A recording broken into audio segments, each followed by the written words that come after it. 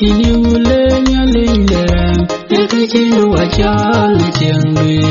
Nyalinda injawana Dechawarai loy Kayinwe kawalwa Nyalinda Fyajuwa bainu wilku Baindi dada Rona waikon Baina wikwa Napinam rona wachalak Chimarundo Dichiri nyale Ajak tawatin Ajira leba wako Indichenin Dumwa baini yadu baini da Inubu chalna piyagwai Kichawa yare Kayindura derinu wadulanda Waringa ninom Gai Manuel Palawaga juga wakarazo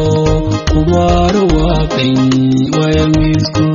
Gana waikon Banya wikwa Napinam gana wajalak Chimarundo Dichiri nyale Ajak tawatin Ajira leba wako Indichenin Dumwa baini yadu baini da Yedani wak banyeda Nyalinda wikwa Chiranda nyijanwen kwa Tingabot ajiwagur banyi nauliat Nabinu wanda marakan agwil guin Bana waikon banya wikwa Nabinu bana wajalak Chimarundo Dichiri nyale Ajak tawatin Ajira leba wako Indichenin Dumwa baini yadu baini da Yalidwane fiana rinja berwanya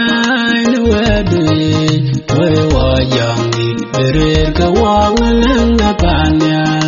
Wayanyo wilku webya kapirater